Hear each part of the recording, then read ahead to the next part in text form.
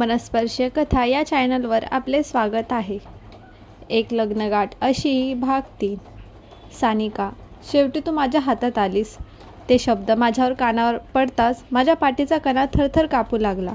मी लगेच तो आवाज ओळखला. राकेश नाही. मी त्याच्या तावडीत धडकले तेव्हा माझ्या मनात भीती निर्माण झाली. माझे हृदय माझ्या छातीत धडधडत होते. मी लाथ मारली, धडपड केली. स्वतःला सोडवण्यासाठी माझ्या शक्तीनुसार सर्व काही केले, पण तो खूप ताकदवान होता. त्याने मला वधूच्या खोलीत ओढले, तीच खोली जिथे नीलमने संपूर्ण लग्न समारंभ घालवला होता.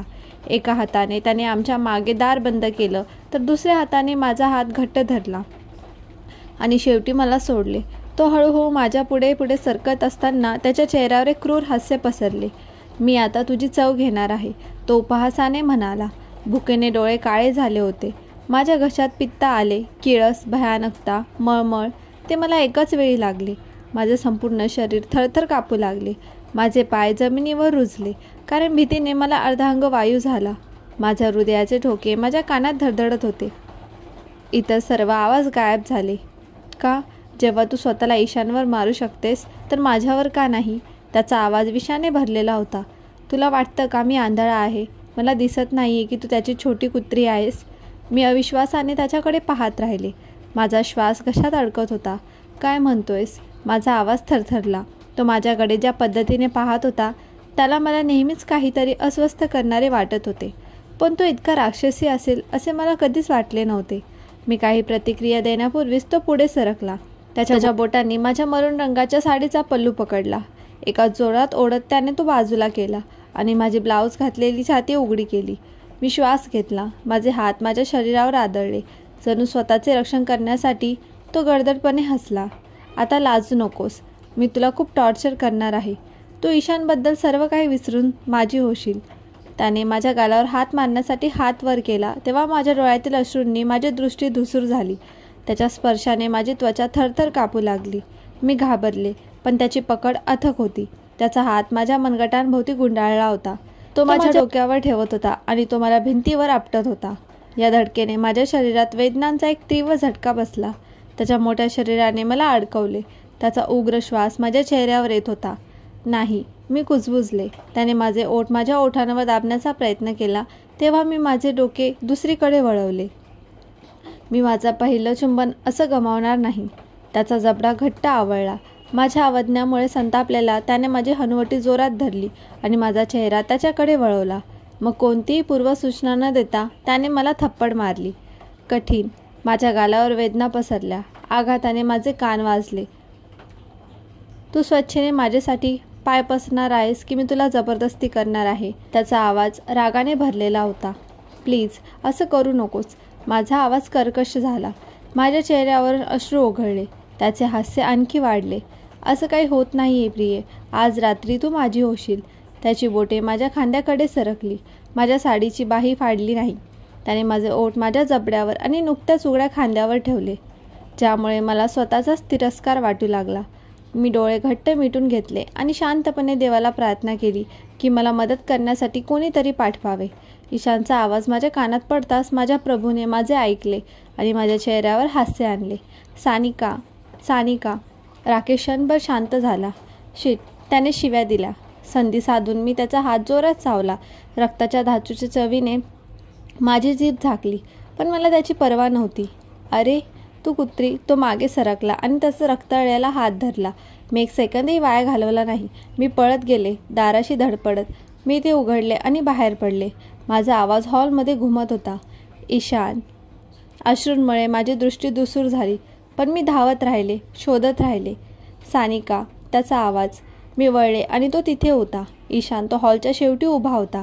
त्याचे भाव धक्कादायकपणे गोठले होते. त्याचे डोळे, माझ्या फाटलेली बाही, माझे थरथरणारे रूप, माझ्या गालावर असलेले लाल डाग माझ्याकडे पाहत होते. त्याचे संपूर्ण शरीर ताणले गेले होते. त्याचे हात त्याच्या बाजूला मुठीत अडकले होते. काय? तो पूर्ण करू शकला नाही. मी सरळ त्याच्या बाहूंमध्ये धावले. माझे शरीर त्याच्या बाहूंवर आदळले आणि रडण्याने माझे शरीर वेढले. त्याचे हात माझ्या भोवती सुरक्षितपणे गुंडाळण्यापूर्वी तो क्षणभर ताटला होता. त्याची उबदारता, त्याचा सुगंध त्या क्षणी मला फक्त आधार देणारी गोष्ट होती. काही क्षणानंतर तो मागे हटला. माझ्या चेहऱ्यावर सौम्य हातांनी कंबर कसली. रागाने भरलेल्या त्याच्या डोळ्यांनी माझे अंग तपासले. राकेशने माझ्या त्वचेवर सोडलेल्या कुरूप खुणा पाहिल्या. त्याचा जबडा घट्ट झाला. त्याच्या मानेतील शिरा फुगल्या आणि त्याच्या पृष्ठभागावर रागाची लाट उसळली. त्याच्या बोटांनी माझ्या जखमेच्या गालावर घासले. त्याचा स्पर्श, पंखांचा प्रकाश. त्याने माझ्या साडीच्या फाटलेल्या बाहीकडे पाहिले. त्याची नजर काळी पडली. एकही शब्द न बोलता त्याने माझा पल्लू व्यवस्थित बसवला आणि खात्री केली की तो व्यवस्थित गुंडाळला आहे. न डगमगता त्याने त्याचे ब्लेझर काढून माझ्या खांद्याभोवती हळुवारपणे ठेवले, ज्यामुळे मला इतरांच्या नजरेपासून वाचवता आले. फुलपाखरू, तुला हे कोणी केलं? त्याचा आवाज मंद, धोकादायकपणे शांत होता. मी बोलण्याचा प्रयत्न केला, पण फक्त तुटलेल्या उचक्यात सहन करू शकेल त्याने जोरात श्वास सोडला. त्याची नजर माझ्या नजरेला शोधत होती. मग जणू काही त्याला जाणीव झाली. त्याचे संपूर्ण वर्तन बदलले. कोण? त्याचा आवाज प्राणघातक होता. मी गिळले. माझा घसा दुखत होता. अरे राकेश! त्याचे शरीर स्तब्ध झाले. राकेश? त्याच्या चेहऱ्यावर अविश्वासाची एक झलक पसरली, पण माझ्या डोळ्यातील ती भीती त्याला दिसताच त्याचा संकोच नाहीसा झाला. त्याने माझ्या पाठीवर हळुवारपणे हात फिरवले. तो माझ्यासोबत असल्याची शांत खात्री पटली. मग त्याचे भाव पुन्हा एकदा गडद झाले. तो कुठे आहे? त्याच्या आवाजात कोणतीही उबदारता नव्हती. मी वधूच्या खोलीत. मी कुजबुजले. मी आणखी एक शब्द बोलण्यापूर्वी जवळ येणाऱ्या पावलांच्या आवाजाने मला तणाव निर्माण झाला. माझ्या मनात पुन्हा एकदा भीती पसरली. मी ईशानचा हात धरला संरक्षणासाठी आणि अजिबात संकोच न करता तो माझ्यासमोर आला, मला पूर्णपणे संरक्षित करत. पावलांचा आवाज थांबला. आणि इथे आपण भेटतो, माझ्या वैश्याचा मित्र, राकेश म्हणाला. त्याचा आवाज थंड होता. मजा आली, त्रासदायक होता. मी ईशानच्या मागे आणखी सरकले तेव्हा राकेशची नजर माझ्याकडे वळली. त्याच्या चेहऱ्यावर एक विकृत हास्य होते. तिच्याबद्दल असं बोलण्याची तुझी हिंमत कशी झाली? घाणेरड्या, हरामी. ईशानचा आवाज गडगडपणे भरलेला होता. तो रागाने थरथरत होता. का? मला सत्य कळेल याचा तुला त्रास होत आहे का? राकेश हसला. ती तुझी आहे ना, तुझी छोटी वैश्या. काय चाललंय ते मला कळण्याच्या आधी ईशान पुढे सरकला. त्याची मूठ राकेशच्या चेहऱ्यावर आदळली, ज्यामुळे तो मागे सरकला. त्याच्या नाकातून रक्त येत होते. राकेशने त्याचा चेहरा घट्ट धरला आणि त्याच्या तोंडातून एक शाप बाहेर पडला. अरे तू. आणखी एक ठोसा, मग दुसरे. ईशान थांबला नाही. तो राकेशवर वारंवार वार करत होता.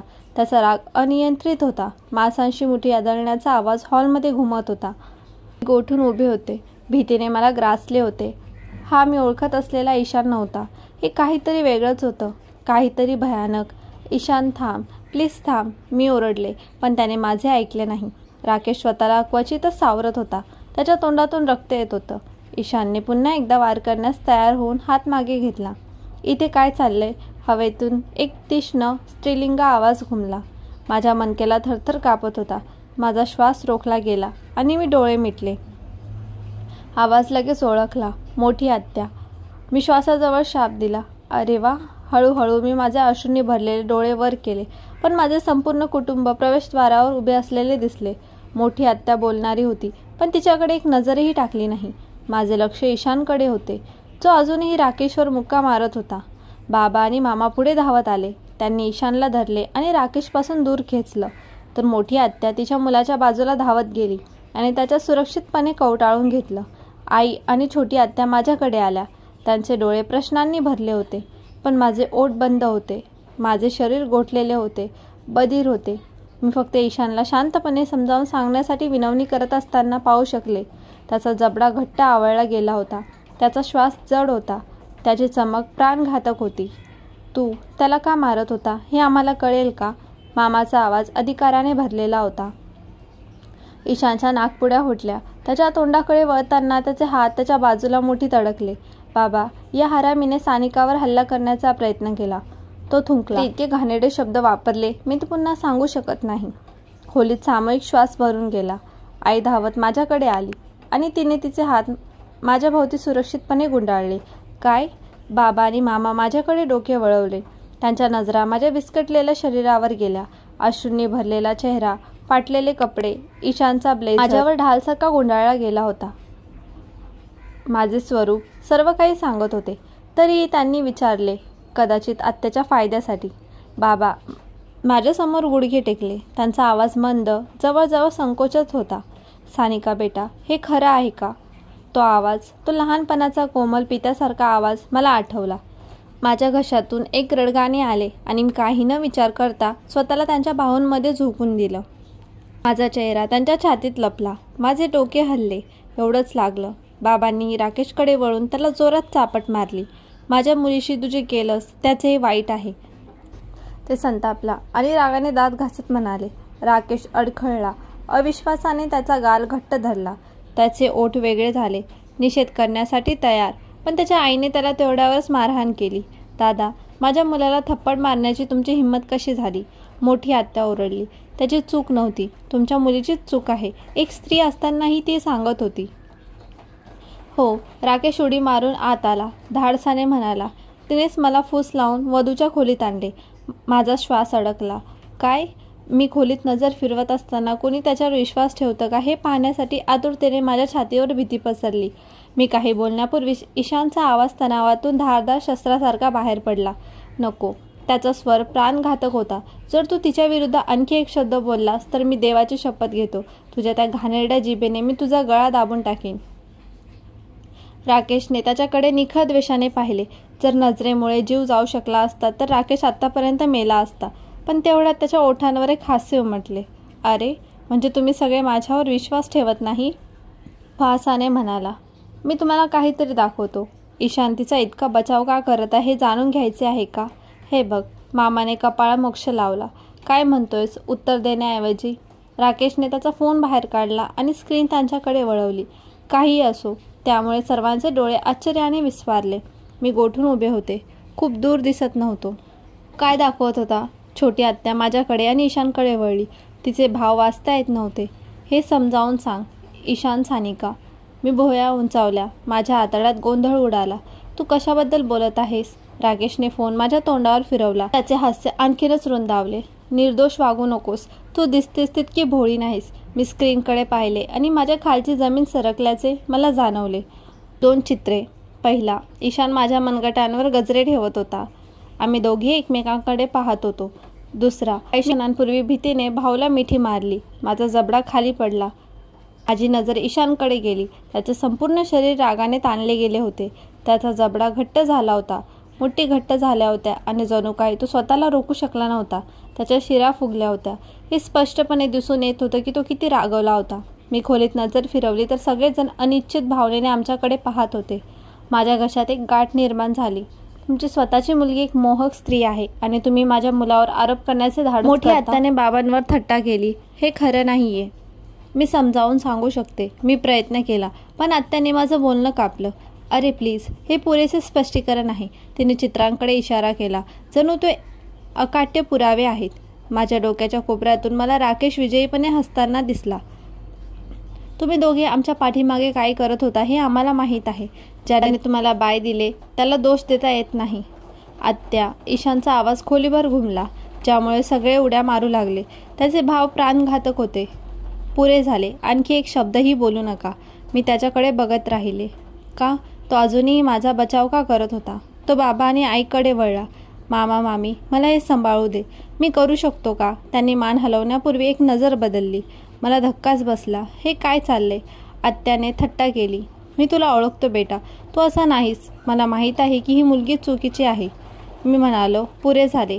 ईशानचा आवाज तीव्र होता. तुम्ही वयाने मोठे आहात म्हणून मी तुमचा आदर करतो, पण जर तुम्ही आणखी एक शब्द बोललात तर. त्याने राकेशकडे पाहिलं. जर या खोलीत कोणी सानिकाचा पुन्हा अनादर केला तर त्याचे परिणाम भोगण्यासाठी तयार राहा. शांतता. मला श्वास घेता येत नव्हता. ईशान असा नव्हता. हा तो नव्हता. राकेशचा आवाज पुन्हा एकदा घुमला. तू तिचा इतका बचाव का करत आहेस? ती तुला वाटते तितकी निर्दोष नाहीये. ती थोडी धूर्त आहे. ईशान सापापेक्षाही वेगाने पुढे गेला. आणखी एक ठोसा. मी तुला इशारा दिला तेव्हा तिचा अनादर केल्याबद्दल हे आहे. तो ओरडला. ईशान पुरे झाले. अखेर मामाने हस्तक्षेप केला. बाबा, मी सानिकाचा अनादर सहन करणार नाही. ईशानने अढळपणे जाहीर केले. आत्याचा चेहरा रागाने विव्हाळला. ती तुझ्यासाठी कोण आहे की तू तिच्यासाठी माझ्या मुलाला मारत आहेस? तिने तुझे काय केले आहे? ती फक्त एक चारित्र्यहीन वैश्य आहे. आता कोणीही या मुलीशी लग्न करणार नाही.